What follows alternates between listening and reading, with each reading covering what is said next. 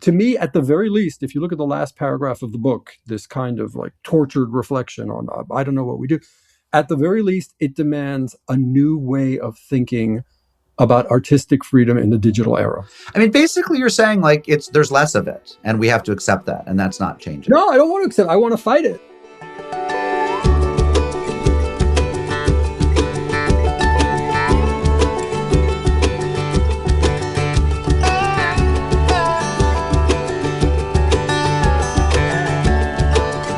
Hello, friends. This is Mark Oppenheimer, and this is ARC, the podcast, the audio companion to the web magazine ARC, Religion, Politics, Etc., which itself is the public-facing journal of the John C. Danforth Center on Religion and Politics at Washington University in St. Louis, known to some as WashU, but known to all who have written to our email accounts as Woostel, because we are woostel.edu, Washington University, St. Louis.edu, woostel.edu. I think there might be some attempt to rebrand, and it might even be that our emails now go to washu.edu, but we are forever Woostel in the hearts and minds of the web generation. Today's guest is Jacques Berlinerblau. Jacques, or as I think of him, Jacques, which is, I believe, how they pronounced the name Jacques in Shakespearean times, so that in the play As You Like It, where the character Jacques gives that famous monologue, all the world's a stage and all the men and women merely players, was pronounced in that time Jacques, or so my director told me when I was in a youth production of that show. But Mr. Berlinerblau, Jacques, is professor of Jewish civilization at Georgetown University. He teaches on Judaism. He has a doctorate in Near Eastern languages and literatures. He also teaches on secularism and Jewish Africans and African Jews, Black-Jewish relations. And I've had a lot of conversations with him over the years about various things. Like me, he enjoys opining on the state of higher education. He is famously sanguine about it. He loves teaching undergraduates. He tends to think that there is more that is working than that is broken. I hope I'm not putting words in his mouth there. But where many professors love to talk about how everything's going to hell in a handbasket and there's no future for the humanities and so forth, Jacques Berlinerblau is someone who's, I think, relatively optimistic, and it's been enjoyable talking to him over the years about matters academic. He also has taught Philip Roth a lot, and when I was writing about Blake Bailey, Philip Roth's last biographer, although there's a new biography coming from Steven Zipperstein, but most recent and most prolix biographer, Blake Bailey, Jacques and I had occasion to talk then because he has some very particular and spicy opinions about Roth and how to teach Roth in the classroom. But the new book, which came out March 22nd, is Can We Laugh at That? And it's about comedy and what's funny and what's not, what we're allowed to think is funny. And to put it bluntly, about the cancellation of certain comedians, when comedians go too far or when they have to apologize for past jokes. He has great chapters on Sarah Silverman and Dave Chappelle, also on the French comedian known as Dieudonné, who is half Black and famously anti-Semitic. Let's say 50% Black and 100% anti-Jewish these days. And the book really looks at comedy in a global setting and what it's for and what it can do and what it can't do, and basically how comedians get in trouble. You'll hear in the interview that I grew a little bit frustrated with Jacques at some points. I think I wanted him to be more of a free speech purist and polemicist than perhaps he's inclined to be. I actually think that he and I probably agree on a lot of things. We're probably both pretty close to being free speech purists. But he was doing the thing that actually academics should do, which is to describe and explain without judging, and being somewhat less of an academic myself and a little bit more of an argumentative, opinionated scribe. I like to come out sort of more whole hog against the people who would tut about what we say, against the people who would limit our speech, against the people who take offense. I tend to be less sympathetic and sort of feel like just get over it. I certainly have. And Jacques was being more descriptive about what it is that gives offense and how we can handle that, especially in an age when there have been murders by people offended because they've seen a particular cartoon, for example, in a newspaper. So it's an interesting conversation. I really enjoyed it. I always enjoy talking to Jacques Berlinerblau, and not just because it's so much fun to say his last name. And I invite you to join us in this conversation. Have a listen.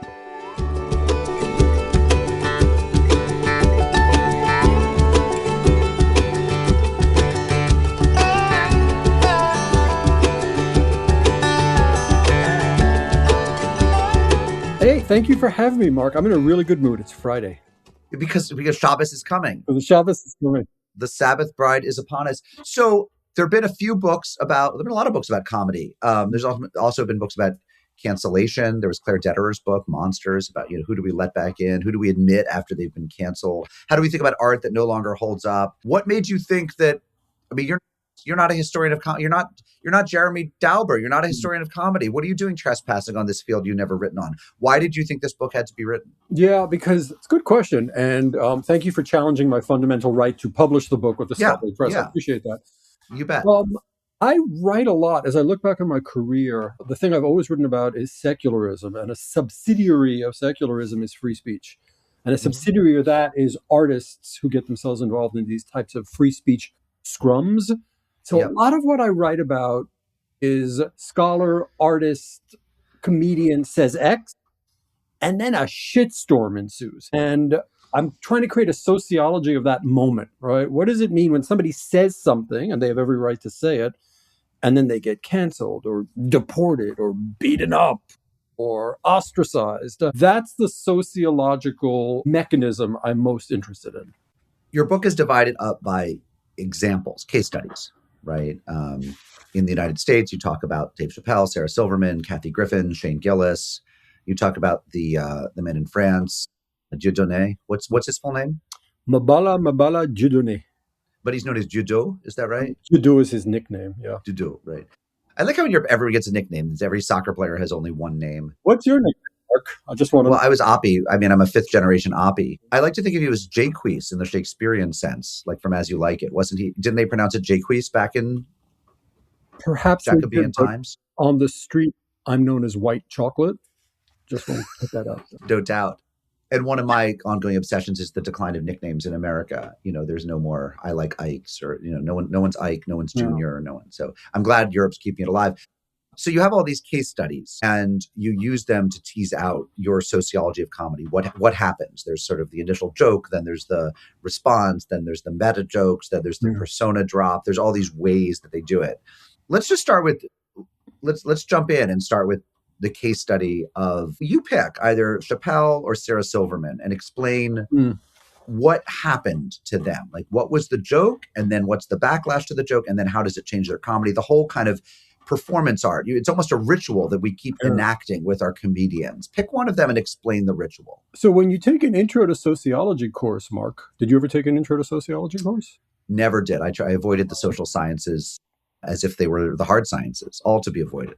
Because we're under the yoke of psychology, right? What sociologists often speak about are patterned interactions. And it's our given, epistemological assumption that things aren't that original. They happen again and again and again and again because of various ways of explaining why that is. So what I was looking at is something that I call the comedic controversy. And what I started to notice in researching the book is that they all sort of followed a script. And it was precisely as you noted. You noted most of the aspects of that script, right? So let's start with Chappelle, and you can redirect. So, okay, Chappelle was never a particularly homophobic or transphobic comedian, as far as I can tell. But in some of his early work, Chappelle Show, for example, some of his early stand-up, some of the early specials, there were occasional anti-gay jokes. But it was nothing, and I mean nothing, compared to, let's say, Eddie Murphy or Andrew Dice Clay or those titans of the homophobic slur. Around 2017, when there was an explosion of Chappelle specials, I think he had 4 Netflix specials come out in 2017 after a rather prolonged sort of low-key absence from the public sphere, we start to notice a surfeit of jokes about the LGBTQ community in his oeuvre. And then the cycle begins. All right. So that's give me an example. Why don't you give me an example of some of the jokes that he got taken to task for? Ready? These transgenders, these N-words want me dead. I've gone too far. I said too much. I'm very worried about it. I'm not even joking. Every time I come out on stage, I'd be scared. I'd be looking around the crowd, searching for Knuckles and Adam's apples to see where the threats might be coming from. An N-word came up to me on the street the other day. He said, "Careful, Dave. They're after you." I said, "What? One they or many theys?" I mean, so it's interesting because I wouldn't necessarily have guessed that that would have set off a controversy. That's actually pretty clever, right? I mean, that's, I think a lot of us are trying to negotiate pronouns, having troubles. Even people, I have friends who are themselves trans who have say, oh yeah, I misgender people all the time and have to deal with it. I mean, it's like, I think we might begin by saying, why was he not able to tell that joke and just, quote, get away with it?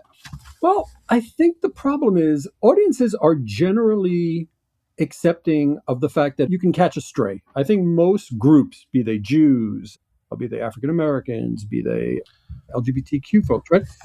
They accept that a comedian can make a joke about you, right? That happens all the time.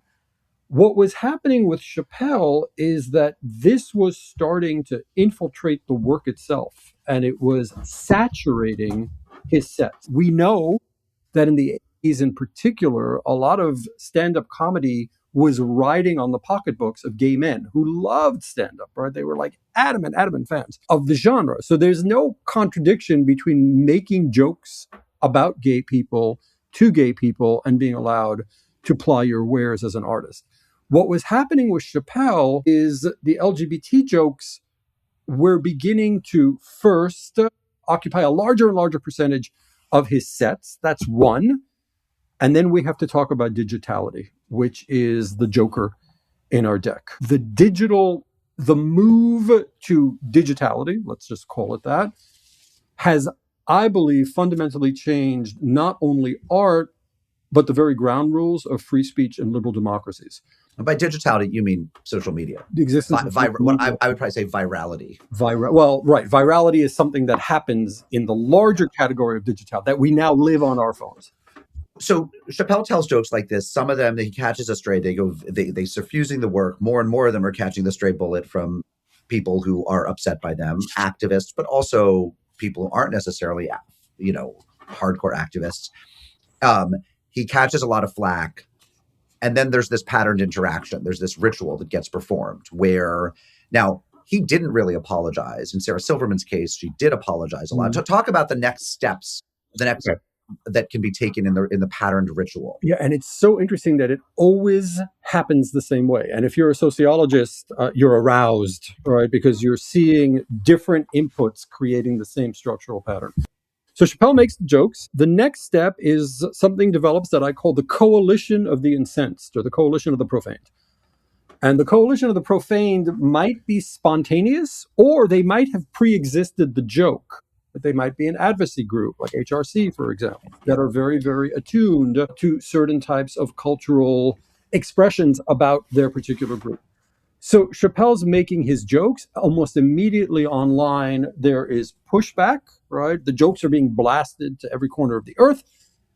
Chappelle is adamant. His fans are online arguing with those who are excoriating Chappelle for making such derogatory jokes about LGBTQ people. And good, that's our pattern. Now is where things get really, really interesting. As you know, Mark, we've had some epic New York Times moments together about the author Philip Roth. And Philip Roth is a master of a genre called metafiction. So meta, what's one definition of metafiction? When a work of art is cognizant of itself as a work of art within the work of art. That's a pretty standard way of thinking. About metafiction, you could read Patricia Waugh or Yael Schlick. There are many great scholars of metafiction. Read them, folks, and you will learn a lot. Philip Roth, at a very early moment in his career, probably as early as the 1974 My Life as a Man, started writing novels about the writing of novels. And he started writing novels about the writing of novels that you are reading, which is very, very peculiar. Scholars of literature refer to that as the self-begetting novel, which is a really cool term. A novel that sort of creates itself as you're reading it and because you're reading it. All right, why am I engaging in this lengthy excursus about Roth? I do believe that Roth and the other metafictionalists injected into the artistic mainstream a congeries of metafictional techniques which comedians very quickly picked up on and elaborated upon and innovated upon. All right. And one of these techniques was to take a controversy about their joke and bring the controversy back in to the artwork, right? Which is very, very difficult to do, let's say, in fiction, right? Because it takes a long time to write something and has to be copy edited. with the advent of digitality, you can make a joke on Tuesday, get a lot of negativity about it online, and on Wednesday, in your next set, wherever you might be, you can be talking about reactions to the joke, and that becomes part of the comedy itself. And this is what Chappelle started doing. I want to read you a quote, if I can. This is Chappelle in 2024, in the middle of one of his specials, The Age of Spin.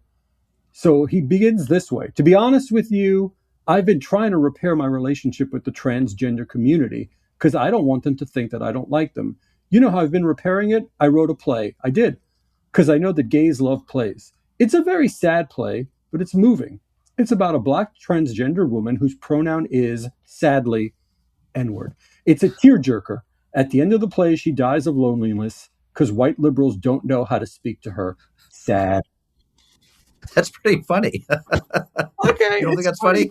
But I mean, maybe we should have this discussion as two Yids, two Jews. Maybe we should have this discussion about Dieudonné. And I think we should. Well, I mean, you're giving me examples of jokes that are actually fairly clever. Oh, he's a brilliant comedian. Right. He's a brilliant comedian. Okay, anyway, so he works it into his controversies with the trans community become part of his material. And then what? What's the next stage? So he pulls it back in. Meta. That's the meta function, right?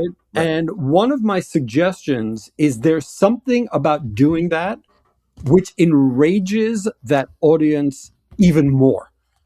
Right? That meta move is like nitroglycerin, right? It blows things up even more than they were, right? So then there's this counter response, right? And now you have this dialectic or loop, right? Right. Where every day this thing is simmering, and there's going to be a blow up. And usually the blow up involves some type of deplatforming, which is or is not going to occur. And we can talk about Chappelle's. And in the case of Chappelle, it doesn't really. Netflix keeps running his specials. Netflix defends him. And he does a bit talking about how great Netflix is. It's a comedic bit, I guess, right? Talking about how great Netflix and Ted Sarandros are for defending him against the LGBTQ community and their attempt to deplatform him. Now, in the case of Shane Gillis, he does get, in a sense, deplatformed. He loses a job, right? When it is dug up that he used to use anti-Asian slurs in his act and some other stuff. 4 days after Saturday Night Live hires him, this is a few years back, they fire him. Right. He climbs his way back. He changes his comedy, basically. And I think goes on a bit of an apology tour. And that's another way the ritual can go, right? So Chappelle it comes to a standstill. I'm not sure he is cool with the trans community right now, but it doesn't, maybe he's lost some audience, although he's probably picked up some from the right who are excited he's being transgressive. But it comes to a standstill. He never goes around apologizing to the trans community or repairing with them. He just is too big to be canceled. In the case of Shane Gillis, he gets kind of canceled and then works his way back. And Louis C.K. works his way, way, way back. I'm very interested in the case of Sarah Silverman, who it seems like, who I, by the way, think is completely brilliant. And I think some of her comedy really was too smart for today's world, like for digitality. Like it's offensive on a level. And then if you are a little bit more attuned to what comedy is, you realize how smart it is. But she ended up yanking some of her old, an old clip down. You can't find the clip of her doing blackface with, by the way, a black person doing Jew face. Right. And she ends up apologizing a lot. So that's another way it could go, is that there's a kind of the ritual performative apology tour, right? All right. So one question this book was asking, and I already knew the answer in advance, but I figured I'd just give it a spin anyhow, right? What is cancellation? Is it a thing? What are the mechanics of cancellation? And what I've been saying for a long time, even before I wrote this book, is certain types of artists are simply too big to fail because they already have a platform and because the ensuing controversy, which they exponentially multiply through the use of meta, brings new fans into the fold. There are simply some types of artists that just cannot be canceled. They might get a smaller audience, by the way, right? They might be playing different venues. But as you mentioned, in the case of Louis C.K., he's making a little less, but he's still playing in Europe. He's playing to a lot of places. Right. He's moved himself online. And I think he's having a fine career. It might not be the career that he particularly wanted to have. You mentioned Gillis. Gillis, unlike Chappelle, was deeply reflective about his cancellation. And I would even go as far as to say, now I don't know Gillis, I've never spoken to him, and that's a major aspect of what I do. I never want to speak to these people. Right? I feel that I learned that writing the book about Rolf. Mark, remember that? Interesting. I learned when you know these people, you're like under their spell. Right. So I try to stay Right. as far away from these people as I possibly can. I don't know Gillis.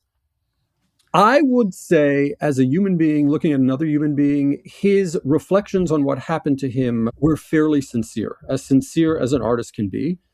And he changed his comedy slightly. It wasn't a tectonic shift, but he started to tone down certain themes. And he put his head to the ground, and he just worked. All right, he worked and he worked and he worked. And like Chappelle, he's supremely talented. And the people we're looking at in this book are just masters of their craft.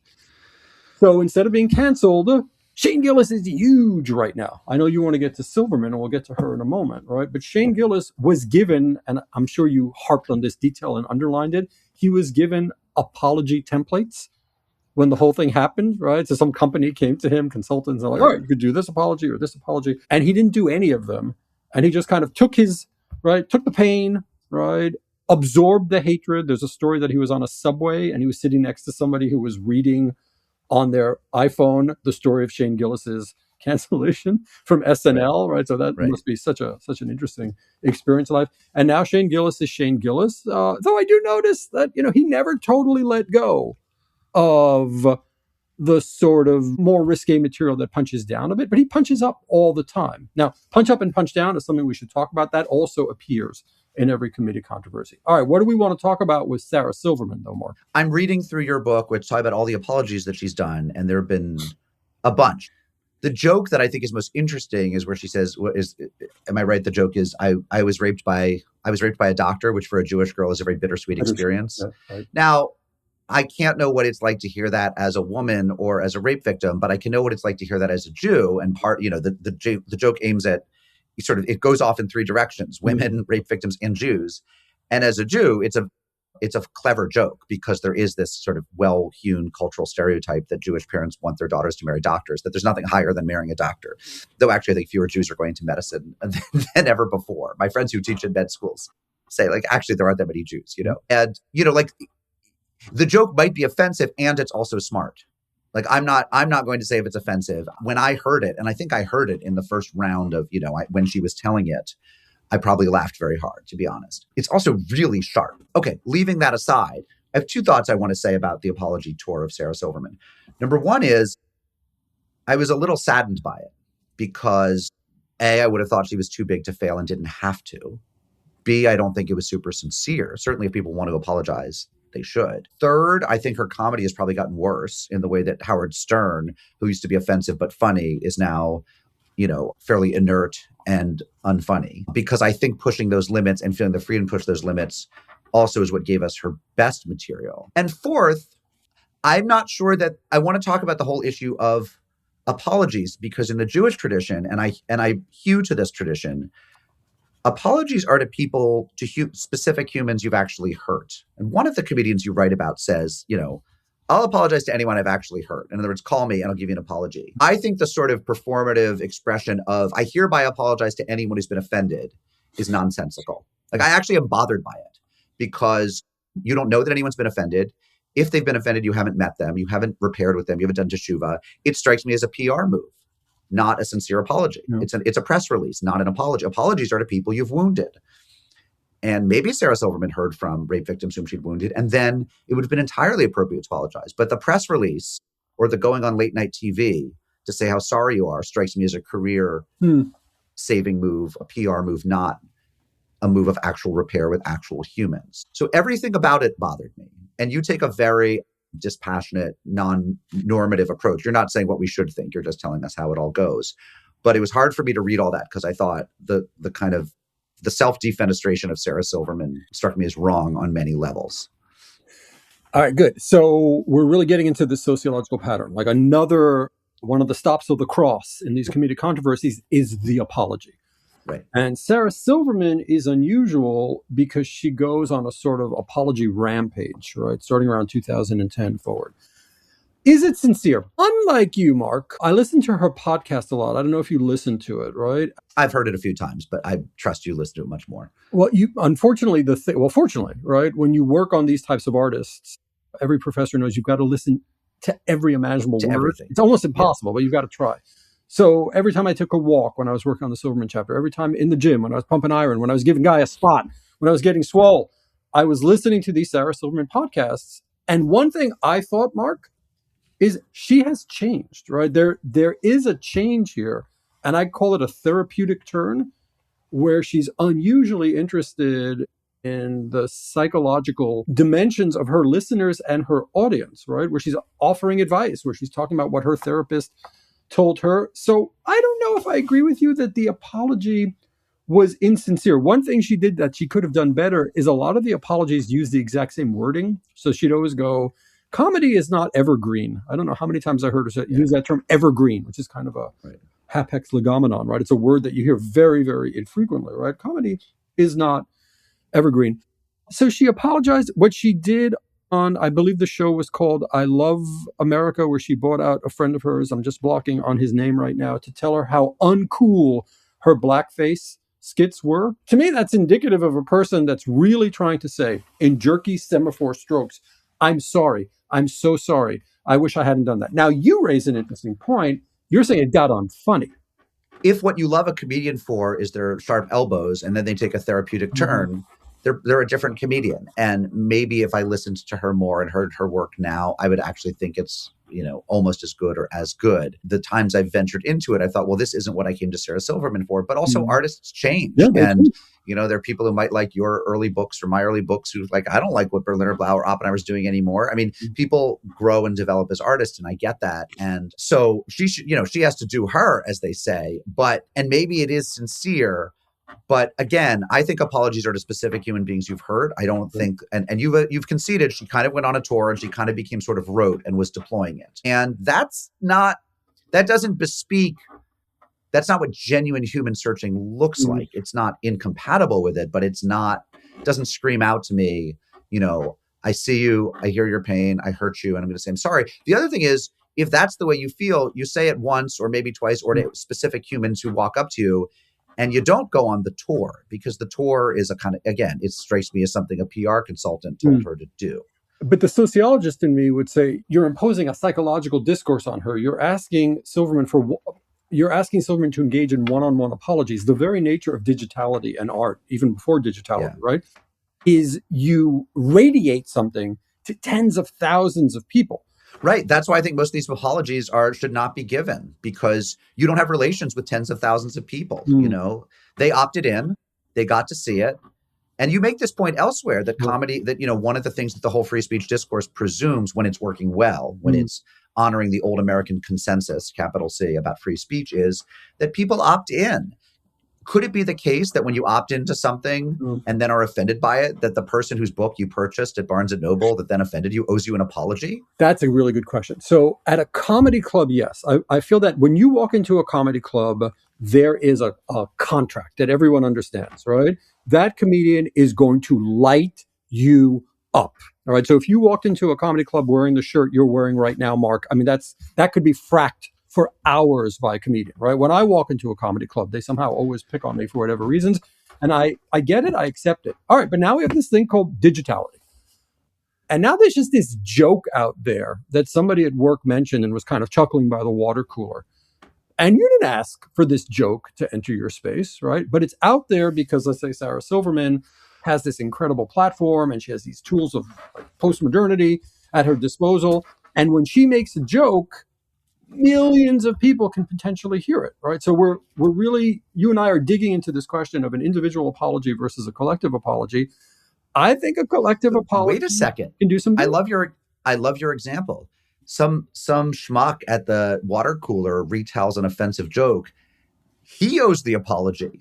What if he got the joke from Rudyard Kipling? Does Kipling owe the apology? It's just this. I don't know. I think I'm not buying what you're selling. The idea that that when you say something, anyone down the road who hears it repeated and is offended deserves an apology or may deserve an apology of you. I don't know. That strikes me as a corruption of how apology works. Here's the other thing while I'm piling on.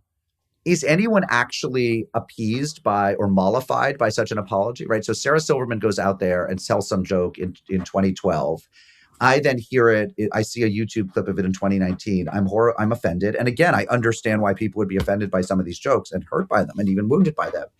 And then, so I'm hurt. I'm wounded.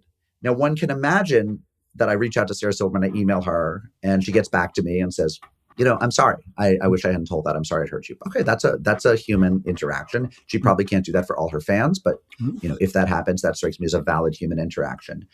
But if what happens is I keep Googling and discover that she went on Conan 4 months after the joke and said, comedy's not evergreen. I'm so sorry I shouldn't have told it. Or 2 years after the joke. Do I now feel less wounded? So what can the comedian do, Mark? Do they have to nothing? They can do better work. The amber of their shame for the rest. I would say the comedian is truly sorry. They're truly, truly contrite. What are they supposed to do?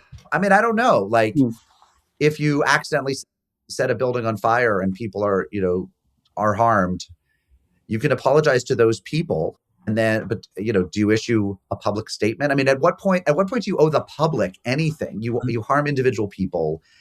I don't know that I guess the assumption that they have to do something. Sometimes you put harm in the world and you can't repair it. You just resolve to be better. I want to give you some tools to continue your argument. I'm thinking of Kevin Hart, who got into it with the LGBTQ community, and I believe Wanda Sykes, a comedian I really, really like, spoke to him and kind of explained to him why this wasn't working. And he did apologize. And I believe Kevin Hart, I hope I'm getting this. Yeah, I'm definitely getting this right. At one point said, I've apologized and people are still giving me shit for these jokes. Like, what else do you want me to do? So we have to understand what an apology is. Right? Yeah. What it can actually do is symbolic at best, right? It's like, hey, I didn't mean it, guys. I don't hate you. But it's also got a huge commercial dimension, right? An apology is meant in this world of mass comedy, all right, which is $1 billion a year industry. Yep. An apology is meant to keep the artist viable in certain markets. Can we agree on that? Right, but you're accepting that as, that might be unfortunate, right? That the apology is required. You're descriptively, that might be true. But normatively, is that a good thing? If the comedian's funny and keeps doing good work, why should their marketability depend on some possibly insincere performative press release they issued with their apology? Because that's the way the market works, because people aren't going to purchase the product. People aren't going to watch them on Netflix. People aren't going to come to the show. So the apology is commercially necessary because the comedian is worried about their long-term financial existence. That's probably why most of them apologize. What I'm trying to say is Silverman added a little extra. And the little extra was what I would view as sincerity. And I think Gillis as well. There was some sincerity there. Chappelle, oh my God, right? He keeps doubling down and doubling down and doubling down. And one of the arguments in the book is this does like damage to the fundamental texture of comedy. It becomes a different thing, right? It becomes like a political rally almost. It feels different. And also, you point out, at a certain point, he's not making jokes. He's just giving applause lines to the people in his audience who are kind of giving the middle finger to political correctness or whatever. You also make the point that he does that this technique, this persona drop, where all of a sudden he's not doing Dave Chappelle, the comedian, but he's like, hey, man, let me get real. Mm-hmm. And all of a sudden he's telling you like what he's been going through. And it becomes kind of a little bit cringy, a little bit unfunny, a little bit overly personal. It actually changes the art. And I agree with that. I don't think that's great either. But I did, as I was reading this book, I kind of did want to know, and I respect the scholar's right to just stay objective and be descriptive about it. But I did want to know where you stand, because I tend to think of a lot of these. I think of what virality or digitality has done to comedy in terms of amping up people's ability to learn about offensive jokes, to then form coalitions of the offended. Is that what you call it? A coalition of the offended? Of the profaned, right. Of the profaned, right. To then form these coalitions and then kind of force, for market reasons, the comedian to issue public apologies, which again, I don't think are the best form of apology. I see this as a bad turn. I think it probably inhibits the amount of good art we get in the end. I also think it comes at a psychic cost to actual human beings. Like what happened to Kathy Griffin, where she really did feel like she couldn't pay the bills for a while, seemed disproportionate to the offense she'd given by any standards. Like it all seems fairly broken to me. And I, in many ways, want to go back to 2000 on all of this, even as I understand that there were jokes being told then that were cruel. And I think we could have lessened the cruelty in our culture without upping this kind of dysfunction you described. And I guess I'm curious, where do you stand on it? You're describing it. Do you regret it? Do you think it's beneficial? So you're asking me, don't be the kind of dispassionate scholar you Yeah, were in this. What's my personal view yeah. on the utility of an apology or the Like, ethics yeah, of it? because I'm reading your book and I think it's beautifully written and really interesting and everyone should read it. And I'm also thinking what he's describing is really, really atrocious for culture. Mm. Yeah. I'd hate to live in a world, Mark, where a person couldn't issue a sincere, or let's think about blacks and Jews, right? A subject that we're both also we're like twins, right? Twinsies, you and I. So some African American artists have said things about Jews, and that's really upset white Jews, right? And some of them, there's a subset that have said, "Oh gosh, I'm so sorry. I'm so sorry. I didn't mean it. I didn't mean it." And they've changed, and like they've never done it again. And some have Yep. doubled down, right? So I'd hate to live in a world where we never assume that another person, whether it's individual or collective, can say, "I'm sorry, I'm so sorry," and not mean it. So I want to argue you're right. You, the cynic, are probably right. It's probably rare. These apologies are tactical. I, Right? it's actually not important to my argument how sincere they are all the time. That's pretty Mm. tangential. It's more that if the comedian's funny, even if they've been mean about Jews, I'll keep listening to them Mm. because I like good comedy. I mean, I'll still go see Mel Gibson movies, right? Horrible anti-Semite, but I mean, I don't know if how much I'll pay these days for them. But like, if Lethal Weapon came on, Okay. I'd still watch Lethal Weapon because Lethal Weapon's like a totally cool baller movie. Like, it's pretty great. Okay. All right. I just don't walk. I don't walk through the world thinking I can't cast my eyes on that artist because I know that. I mean, look, I actually think a lot of the literary community is anti-Semitic right now. Like, I think there's real concerns about ways in which anti-Zionism is shaded into anti-Semitism and how they're treating literature produced by Jews. But if I looked at every person who'd signed a moronic petition and said, I'm not going to read that person anymore, I'd be cutting out a lot of important literature. You would, but the proof test for you is this comedian I keep mentioning, Dieudonné. Because Dieudonné's comedy, it's kind of, it's what Chappelle does to LGBTQ, Dieudonné does to the Jews. It's like 20 years. You go to a Dieudonné show, Right. he's going to make jokes about Jews. And this is where I'm going to push back hard. Wait, Mark Okay. Oppenheimer. Some of those jokes are funny. If you can move back, forget about all your ancestors of blessed memory who perished in the Holocaust. If you can just affect that move, and apparently you can, and I can, some of them are funny, but I still have real concerns But wait. about that type of comedy. Yeah. Wait, but I think that's I don't know if it's what they it's a bit of a straw man or steel man. I don't know. It's a man because what I don't know Dieudonné's work. It's funny. My French used to be pretty good. Maybe I should brush up by just immersing myself in YouTubes of Dieudonné. But you present him, and I certainly this is constant with what I've read about him as like giving you just like a shower of anti-Semitism. A lot of his act is anti-Semitism. Substantial amount of his act. As I believe you, and I'm not so up on Chappelle's specials, I've probably seen 2 of the last 8, but that his work has become increasingly about his conflicts with the trans community. And you argue persuasively that his work has suffered for it. So, okay, but that strikes me as different from Sarah Silverman. It strikes me as different from a lot of comedians who have issued performative apologies. Yeah, I don't want to go see the comedian who has become identified with anti-Semitism in France. Yeah, okay, but that's a pretty extreme example. I probably don't buy that Gibson, ticket. You're eating your popcorn at a fucking Mel Gibson movie. I mean, Mel Gibson is associated with a really virulent form of anti-Semitism. But wait a second. Yeah. But wait a second. But his art isn't all anti-Semitism all the time. I mean, the Jesus movie. There are arguments made about 1 or 2 of his movies that they foment anti-Semitic stereotypes. And I'm not minimizing that, as a Jew and a father of little Jews, right? Like I'm not minimizing that at all.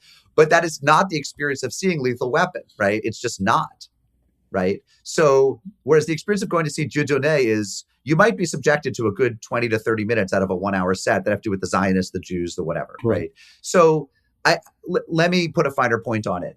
If the person's comedy is not principally about, it's racism and anti-Semitism, but they've told that joke at some point, I've probably moved on and continued to enjoy their comedy, even if that joke was at my expense. And a lot of these jokes are at Jews' expense. That's fair. I mean, we're asking a question. There are 2 questions here. Should an individual subsidize it by attending the work of art? That's one question, right? Yeah. But the nastier question that my book is asking is, what's a government's role in all of this? Right. So there are these structural levels. We'll get to that in a second. Could you answer for me the question of, do you think you've given me the upside? It's nice that We're a culture that allows apologies, that has rituals for them. And you correctly point out, if people sincerely want to apologize, they should. And I'm not saying don't, but you're also describing something that probably does make comedy a little bit less adventuresome, that sometimes comes at a psychic cost to the comedians, that sometimes involves, I think, some dishonesty. They pretend to apologize and people pretend not to have been offended or to be forgiving. Or the coalition of the profaned was they pretended to be really more offended than they were for political reasons.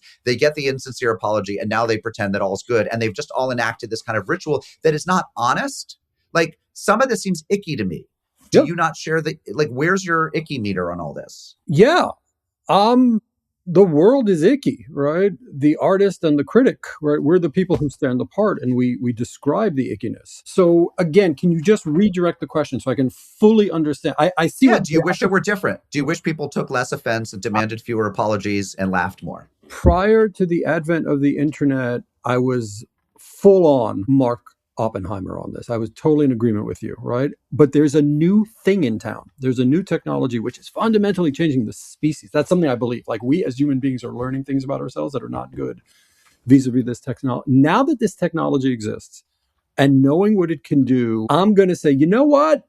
Just to cross our T's and dot our I's, issue the fucking just issue. All right, let's tamp everything down, because as the book continues, we start to look at things that are getting more and more and more serious vis-a-vis jokes gone wrong. So at one point, we're like, hey, is Kim Jong-un going to lob a nuke into California because of the interview, right? So maybe the prudent thing there to do for Rogan, we'll talk about Rogan, right, was, hey, I'm really sorry, I didn't mean it. He wouldn't do it. Good for him. Comedians almost never back down, which is fascinating, and it's part of this pattern.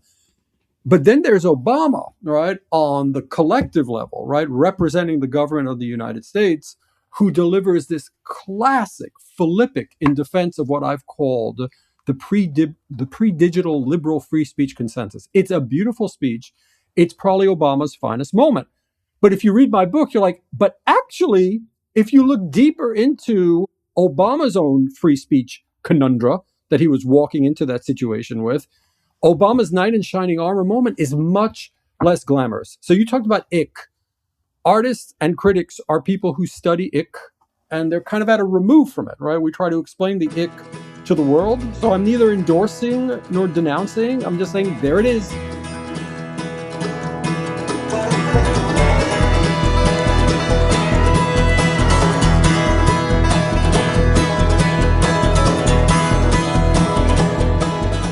That's me talking with Jacques Berlinerblau of Georgetown University, author of the new book, Can We Laugh at That? It's really a great read. If you like comedy at all, go buy Judd Apatow's books on comedy, go buy Jerry Seinfeld's memoir, go buy Jeremy Dauber's book on the history of Jewish comedy, and then go buy Jacques on whether and when we can laugh at certain jokes.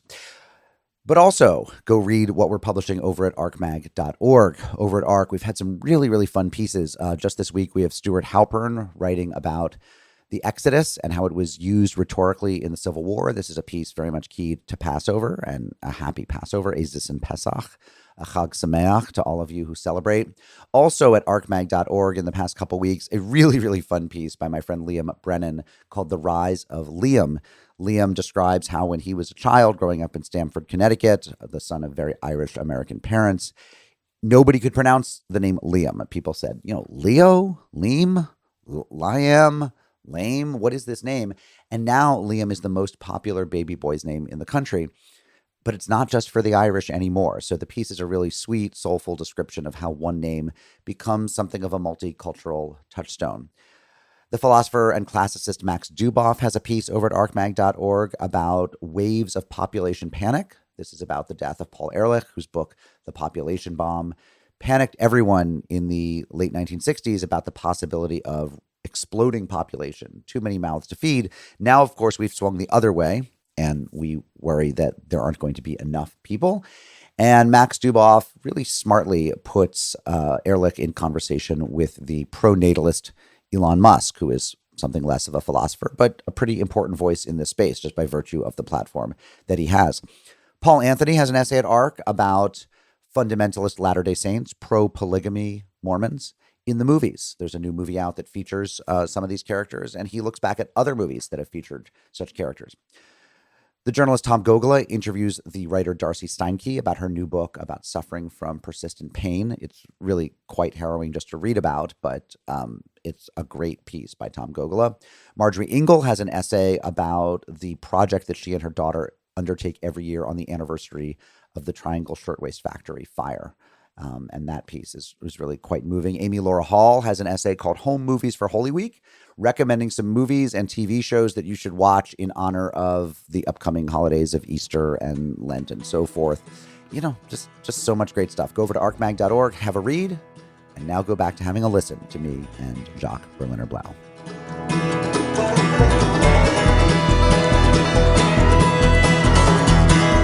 So the Charlie Hebdo situation, we have a great chapter on that. And they publish all these cartoons that some Muslims find offensive. Not all Muslims, of course, but some. And a dozen of them people in their offices end up getting murdered. And then you said something that I didn't know. I'll take your word on it, which is then France escalated its forward adventures in the Arab world, in Iraq. And that resulted in further deaths.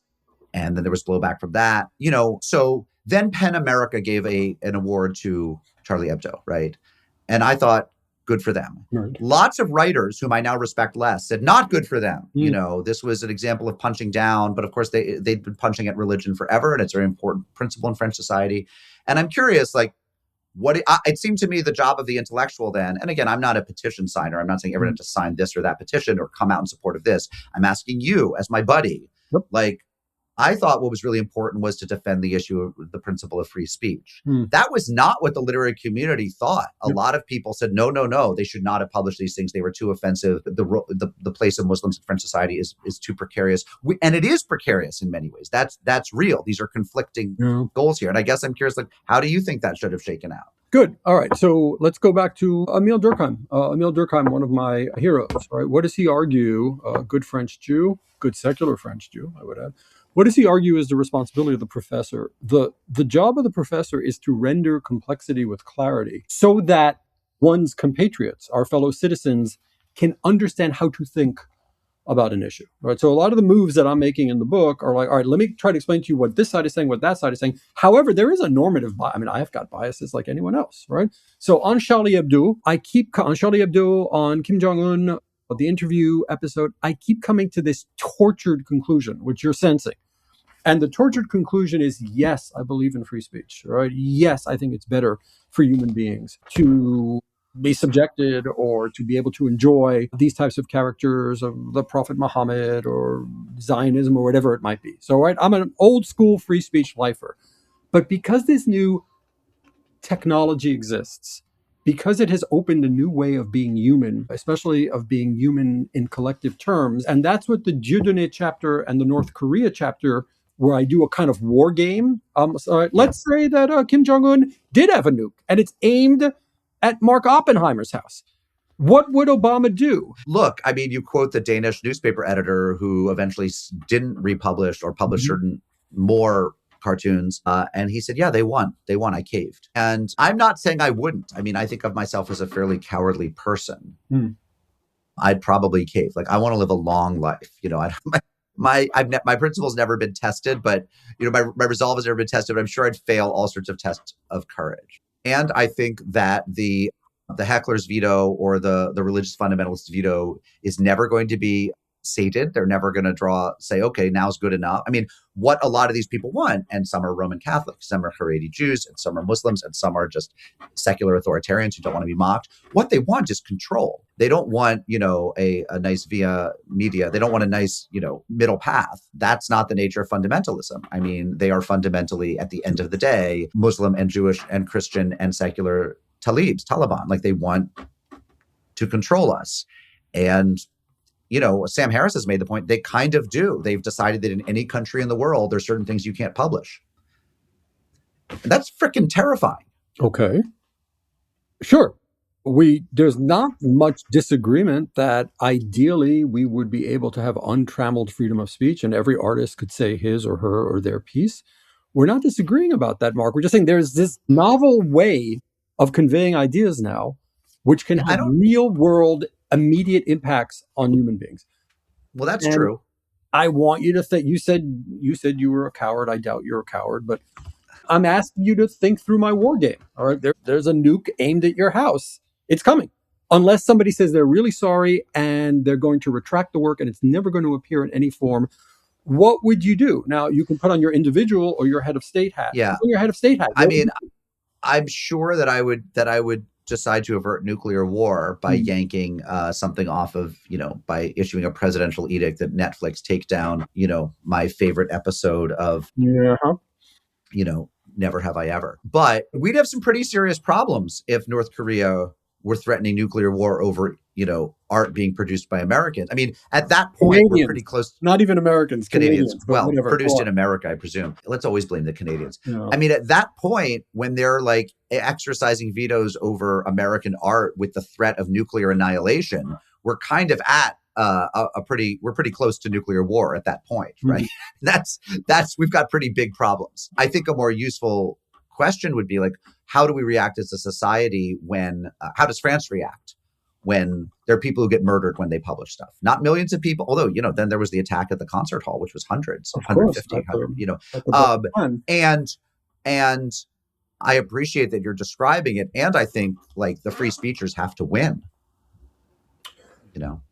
France and the United States are different, as you know. So I think the French answer is different from the American answer. France is the nation of laïcité, what we would call secularism somewhat incorrectly. These fellows at Charlie Hebdo who were martyred for their belief in free speech, they, I think, fairly accurately assumed that what they were doing was consonant with the greatest values of French democracy, right? That Voltaire fought for this, right? The French Enlightenment fought, the Revolution fought for this, right? The Commune fought for this. The 1905 laws on separation of church and state fought for this. The Fifth Republic fought for this. And they were making a very, very compelling case that by printing these incendiary caricatures, they were defending the values of France. And I'm sympathetic to that argument in the French theater, right? Because this to me is pretty clearly something that the French have believed for a good long time. Obviously, it's changing. And obviously, there are columns of French society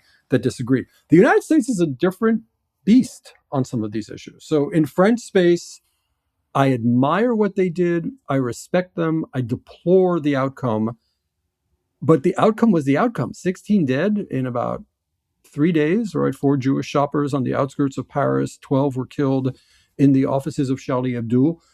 To me, at the very least, if you look at the last paragraph of the book, this kind of like tortured reflection on, I don't know what we do. At the very least, it demands a new way of thinking about artistic freedom in the digital era. I mean, basically you're saying like there's less of it and we have to accept that, and that's not changing. No, I don't want to accept. I want to fight it.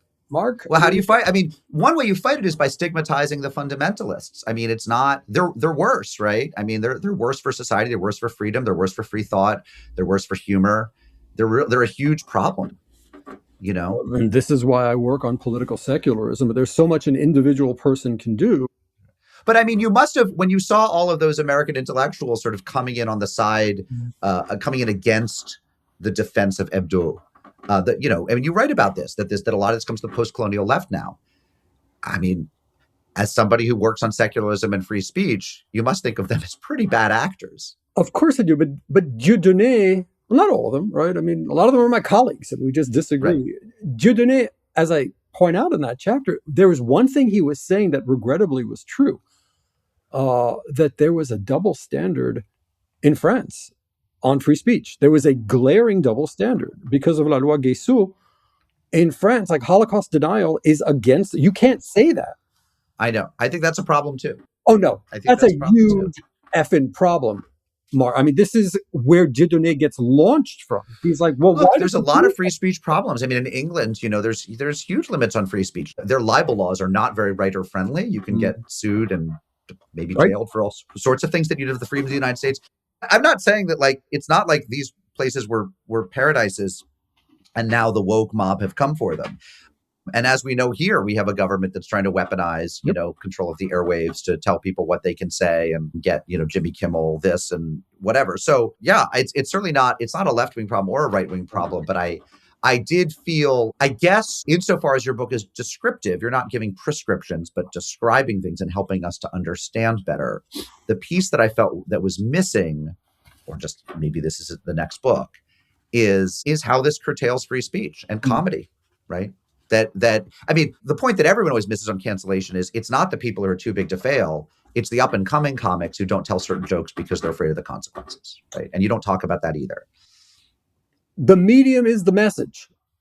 The political move that the book makes, Mark, is this attempt to take this conversation away from people screaming about the woke and about DEI and left-wing call-out culture.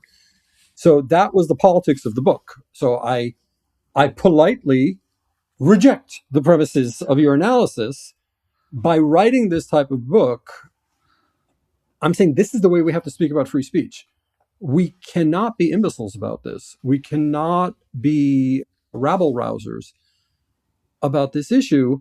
It's complicated. I wrote a piece for the Chronicle of Higher Education, which I think you read. I think we discussed it, about what to do post October 7th. And what I said was, if you study free speech as a scholar, the one thing you learn is that when a nation comes to a free speech arrangement, it's an arrangement that satisfies no one, but it kind of works for a while. And if you want to study free speech seriously, you can't go in assuming that every desiderata that you might have, everything you believe to be true about free speech, is going to come to the fore. If we're going to live in a democracy, unfortunately or fortunately, we must assume we are not going to get all that we want in terms of... Well, yeah, I remember that piece. Good piece.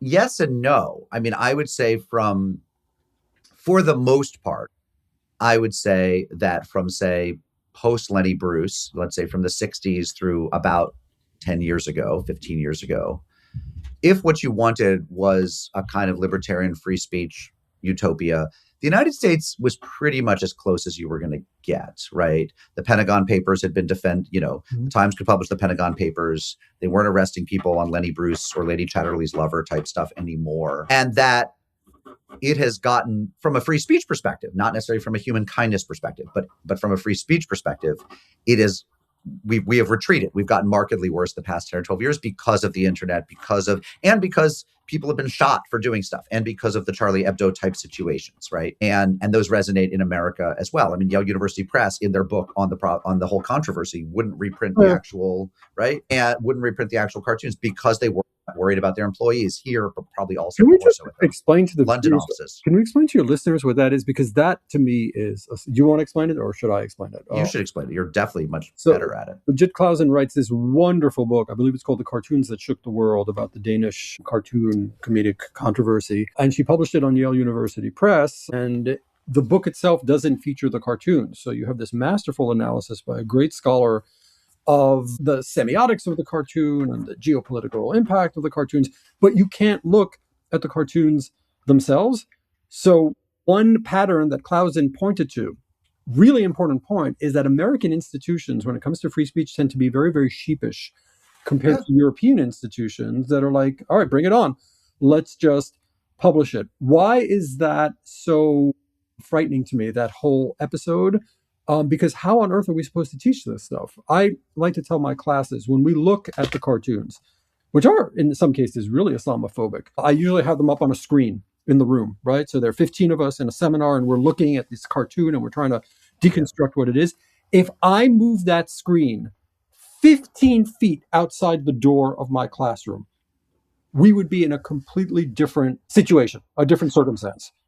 The fact that it happens in the classroom and that an alleged expert is explaining this to students is one of those agreements we've come to in a free liberal democracy, which I think is workable, right? So Berlinerblau can show these to students because he's credentialed, because the university gave him tenure, blah, blah, blah, blah, blah, right? However, so do you think out in the hallway, that could be pretty incendiary because it offends people.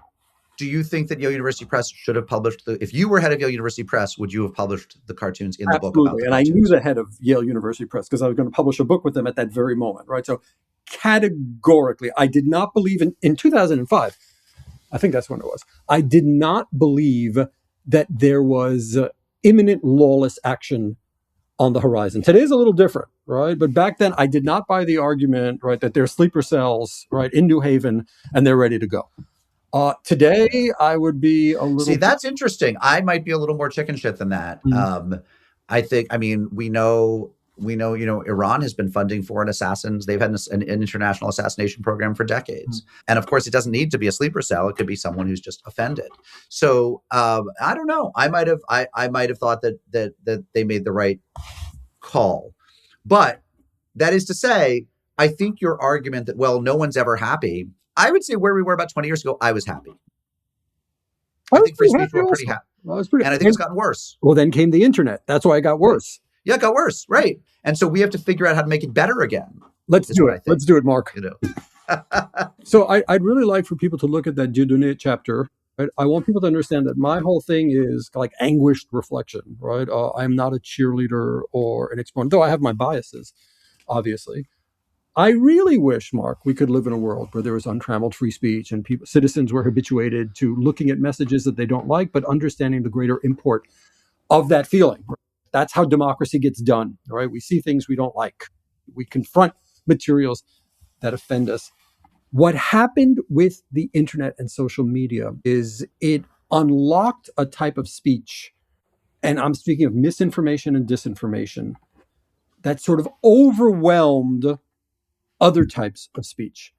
And I think that's where the problem begins. So what I would love to do is like train. I mean, my thing is secularism. I would love to get law students like L2s and get them in a room, 20 of them, right? And get them in a retreat in Genoa, Italy. Every year we would meet and we would talk about where the law is, what we could do. You want a free trip to Genoa, Italy every year. I'm describing the Christian right. I mean, that's what the Christian right was doing. And that's why they're winning, because they were actually training people to think about these legal issues. I would love for there to be a sort of serious liberal thinking through of what we do now that the old free speech bromides are just not working, not acceptable, and completely impotent. That's what I'd love to be a part of. And I'd love to have people even thinking that this is a problem, right? I mean, this kind of libertarian mantra that, just print it, whatever, right? Don't trample on my rights is absurd, not because it's wrong, but it just simply cannot work in the reality-based community. And the sort of left-wing retort, shut it down, cancel it, it's offending me, is equally absurd. So there has to be, I don't want to say a middle ground, right? There has to be a new way, right? A new path to thinking about free speech in the age of digital.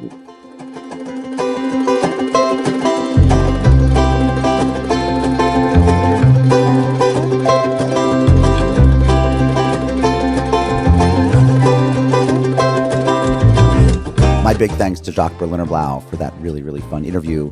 You should check out his book, Can We Laugh at That?, which was published March 22nd.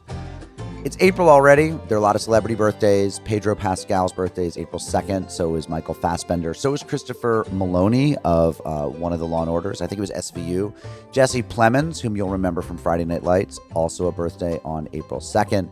April 3rd, Eddie Murphy and Alec Baldwin and Adam Scott and Rachel Bloom. Basically, a really holy quartet of great comedic entertainers. April 4th is Robert Downey Jr. and Jewish women's hero Natasha Lyonne, also David Cross. Just a lot of comedians coming up. April 6th, the eternally youthful Paul Rudd has a birthday. April 9th, Kristen Stewart. April 11th, Joel Grey, whom I once saw in person. I've actually had very few random celebrity sightings in my life. As somebody who lived in New York for a while, was born in New York, and has spent a lot of time reporting from DC and Hollywood, LA, you'd think I'd have had some random celebrity spottings. And I do think that I once, early in the morning in Lower Manhattan, I think I was riding a bicycle across town, a city bike, a rent-a-bike from my in-laws' place on the Lower East Side over to Tribeca on the Lower West Side, so to speak, for some event at 7 or 8 in the morning. And I think I almost ran over Ben Affleck walking a dog. But I'm not even sure that I did. However, Joel Grey, the terrific Broadway star, famous for Cabaret and other stuff, also for the movie Remo Williams, The Adventure Begins, you may recall, his birthday, April 11th. That was a celebrity sighting I did have. I once saw him in a deli. I think he was having a bagel with Tony Roberts from the movie Annie Hall, the sort of Woody Allen sidekick. Major religious holidays coming up. Passover starts April 1st in the evening, and in the diaspora goes through April 9th. So lots of matzah will be consumed. Maundy Thursday is April 2nd, Good Friday, April 3rd, and Easter Sunday, when he's risen, April 5th. Ramadan has passed, but a belated happy Ramadan to all who observe. Hindu holidays like Rama Navami is April 6th, and the Theravada New Year for Buddhists is April 2nd. We wish all of you much joy on your holidays, secular and religious. We have some really good podcasts coming up. Just today, I'm going to be going into the studio to record with the poet Christian Wyman and the theologian Miroslav Volf. They have a beautiful new book of their letters back and forth, their emails back and forth about cancer and suffering and God and the resurrection. It's a beautiful epistolary joint essay that they are recording. Down the road a little bit, I'm also going to be doing a conversation with Shai Held and Christopher Bea, who both have books out that deal in part with religion and love, books that really kind of speak to each other. And we're all reading each other's books, and we'll be talking. That'll probably air sometime in June or July. So much good stuff in the can. And for all of that and more, I have to thank our host, the John C. Danforth Center on Religion and Politics at Washington University. At the Danforth Center, we are supported ably and capably and lovingly by Deborah Kennard and Abram Van Engen and Sherry Pena and Hannah Pierce and all the others. I want to thank my editor, David Sugarman, and our ACE interns, Sadie and Ezra and Ben and Caroline. And I want to thank all of you. Till next time, I'm Mark Oppenheimer. Go check us out at arcmag.org.